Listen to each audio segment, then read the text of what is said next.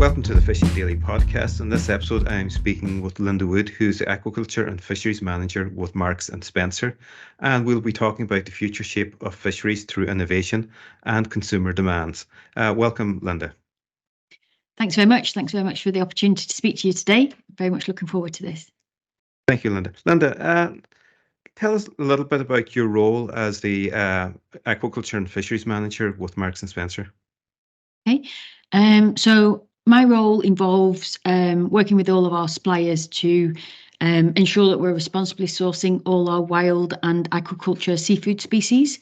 So that's globally. So we source 40 species at the moment from just over 30 countries, 43 species, I think, actually, from 30 countries, all over the world, very well established supply chains in some cases, 25, 30 years long relationships, and then some of them slightly newer for where we're seeking out new species. So my responsibility is to work with the actual primary suppliers and fishermen or farmers on responsible sourcing needs. So that could cover everything from wild fish stocks to gear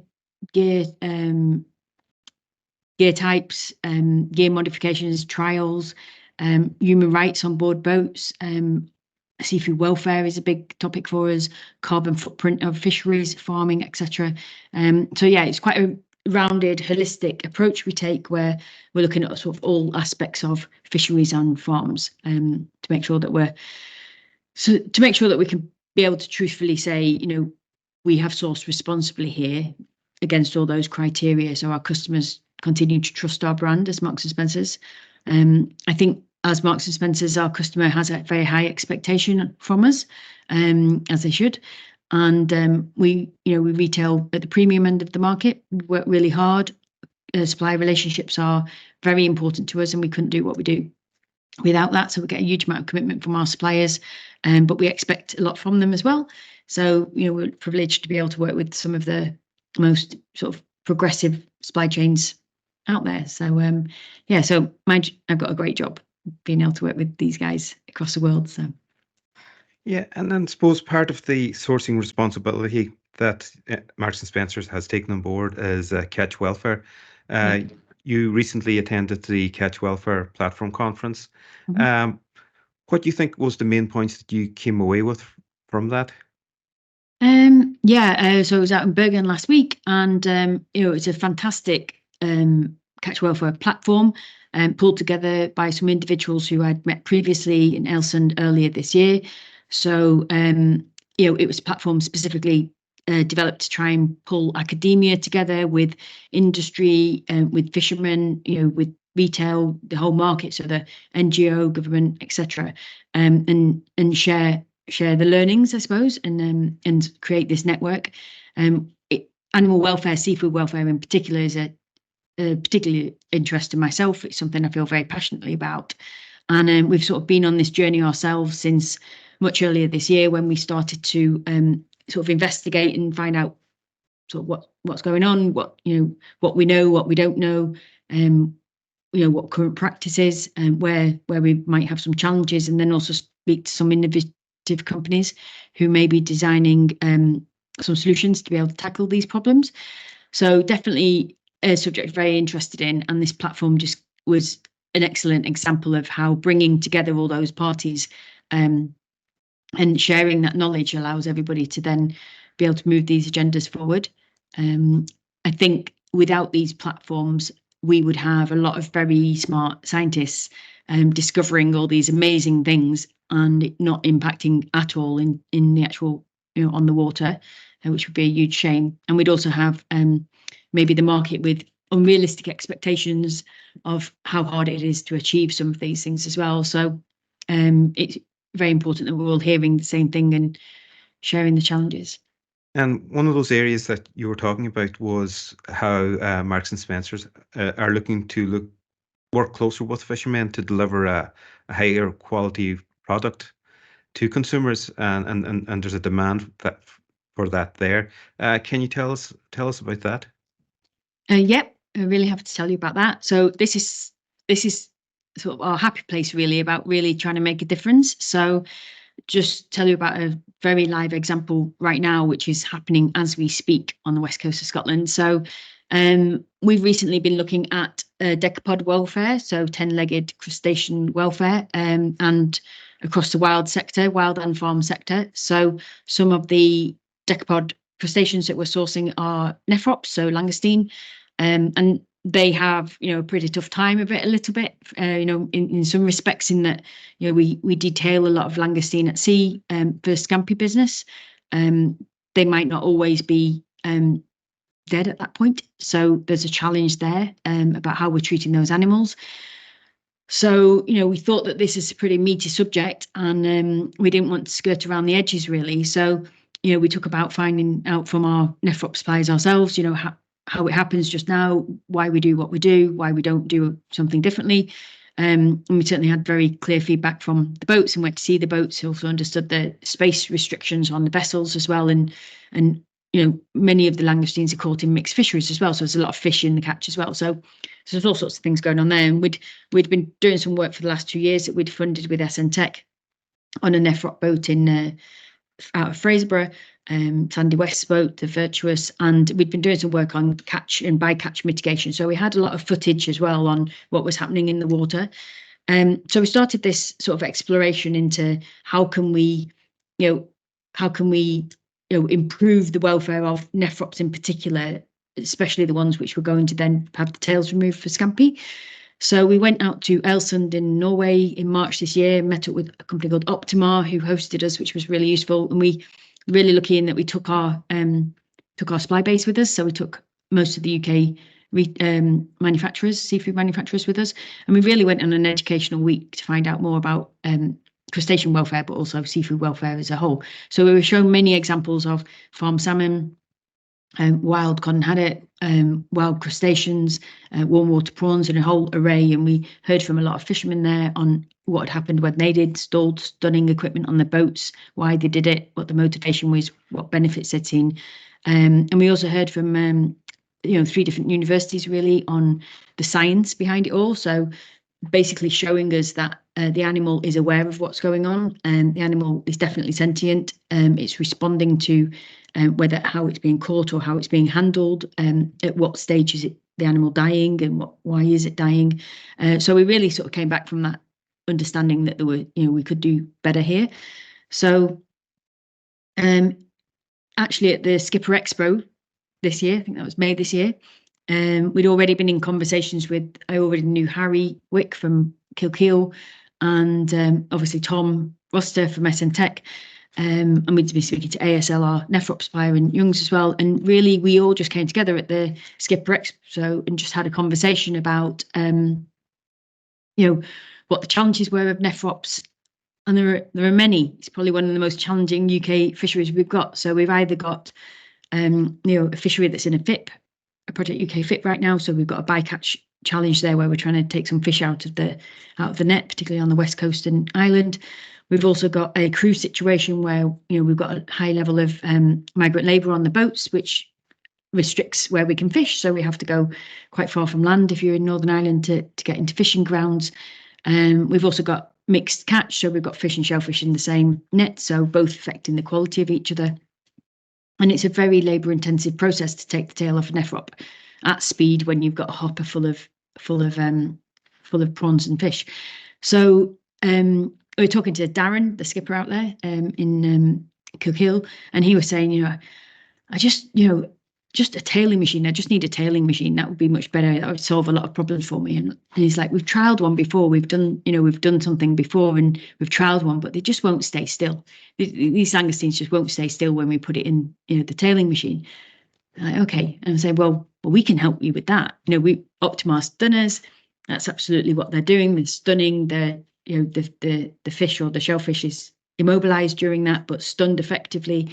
And so once they're stunned, you can then effectively put them through a kill step. So really it just all came together, and we sort of huddled around a couple of coffee tables, probably about 12 of us at this point, and involved Kilkeel Seafoods, Whitby were there, Young's, ASL, a lot of people really, and just said, well, how about it then? How about we try and create something then which could be a detailing solution for you, but at the same time we could introduce the electrical stunning, so the humane stunning.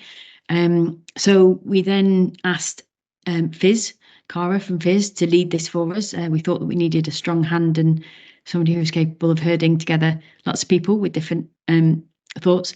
So we asked Cara to lead it for us and facilitate. And yeah, we've made great strides in that area. So as we speak at the moment in Millport, we have got a prototype stunner. We're doing trials this week on, can we stun a nephrop? What sort of levels are we talking about? What sort of voltage, different sizes? Do we get any sort of shell damage, or does it affect texture or any quality attributes of the nephrop itself? Is it effective? Can we stun it for long enough to allow it to then go through a mechanical detailing process? And the trials are going really well. I was there myself on Monday, and the guys fly tomorrow morning to Kilkeel to spend time with Harry and Darren on the boats, actually seeing now we know we can stun a nephrop. Now we need to see, well, how could this bit of kit then be on the boat attached to a detailing machine? So how, this isn't a land-based operation. We need this to work on a boat that's moving around. So what is that actually, going to look like? So the guys fly out tomorrow morning. They're there for the rest of the week and meeting lots of boats and different things to try and say, what do we need to build then? So we've done really well from a funding point of view so far. I think the Northern Irish, we've got a lot of sport there, which has been good, and they're very progressive fishery, so they're the right place to be doing this work. So very excited about that project, and I think that it just shows that with collaboration and everybody's got problems that they're trying to solve, and actually if we all work together, we can all help each other solve our own problems.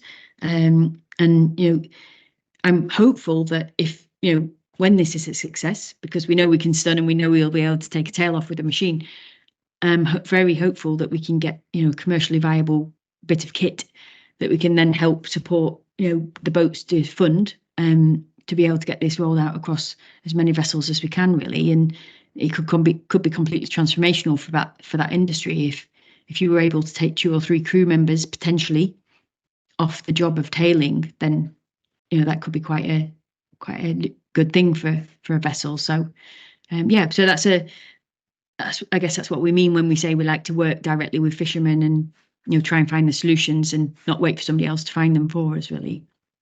One of the things I suppose fishermen have been asking as well is how is this going to make these changes? How is it going to be financially viable for us? One of the things that you talked about at the conference as well was that M&S want to work with fishermen, and currently they're working with certain boats on a 5-year contract. Could you tell us a little bit about that? Yep.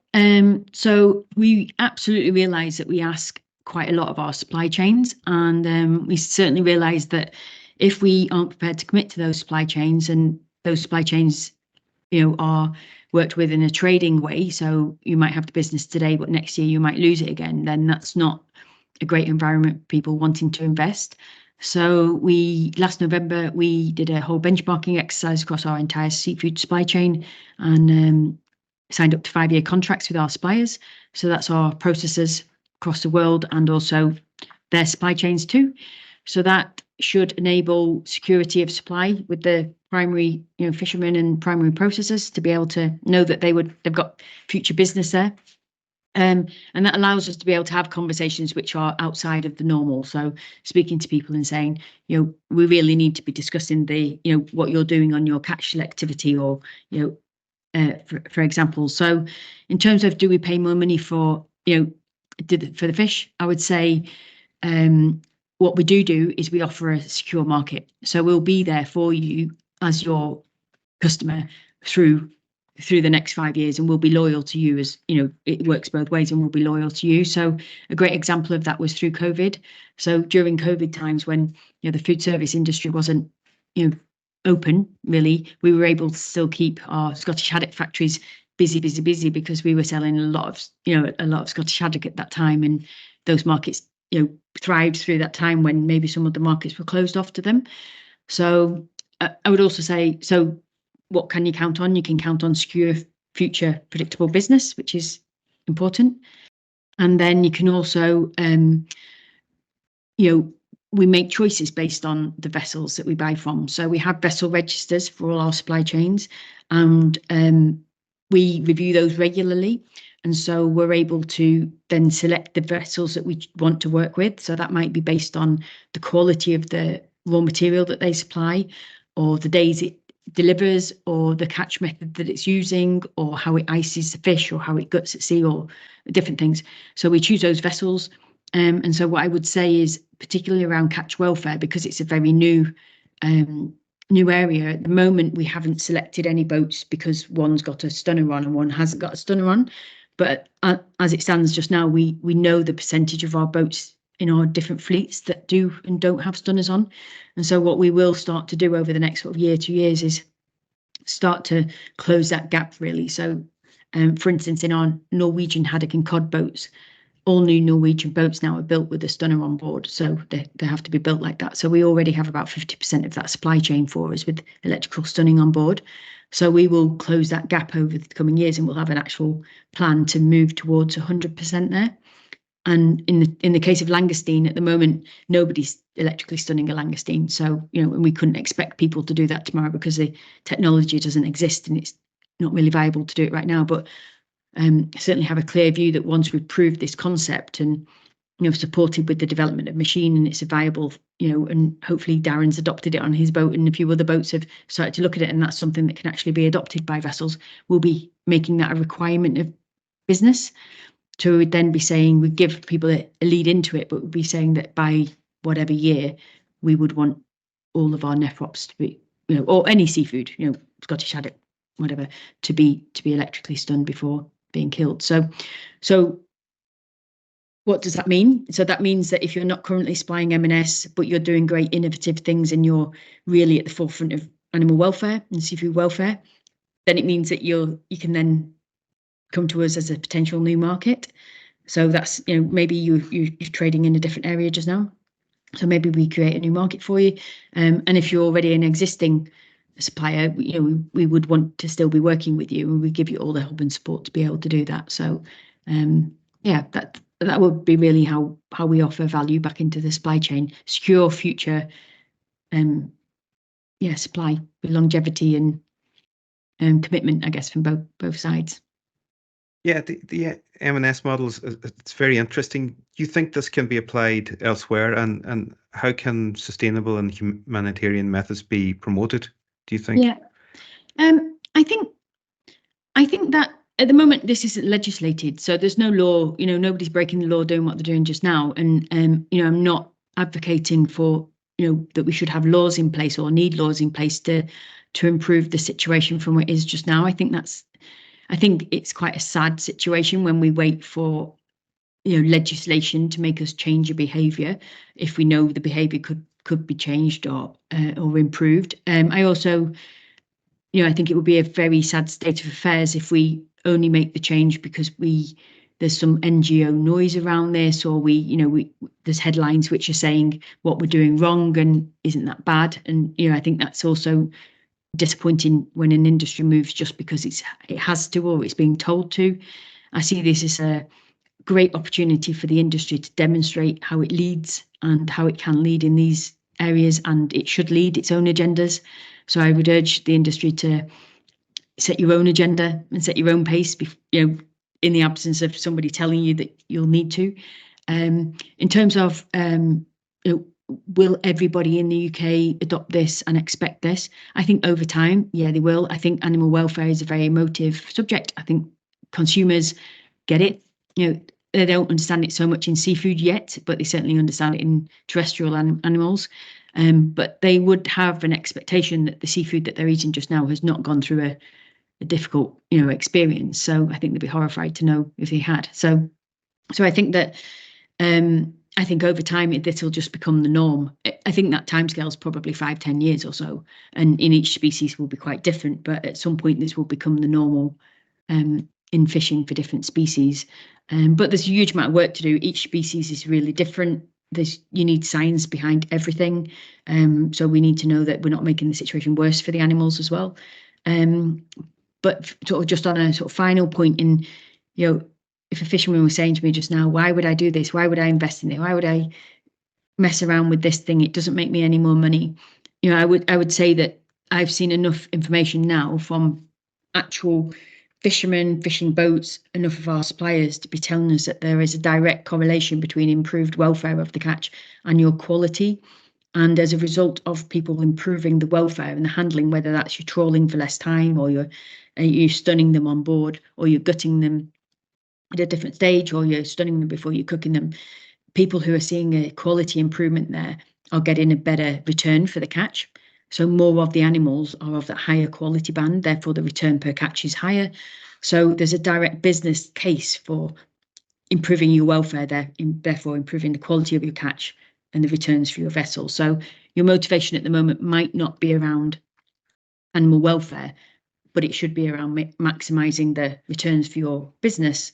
And I think that electrical stunning as one part of the animal welfare agenda can be a very useful tool for you in to achieve that. So yeah, I would just encourage everybody to get involved in this. The door's open. The catch welfare platform is, no doubt at all, it's going to make a real difference here. The conversation's there to be had. Reach out to people, reach out to me, or anybody you've seen on these podcasts. We're all quite addicted to the subject and keen to make a difference. So yeah.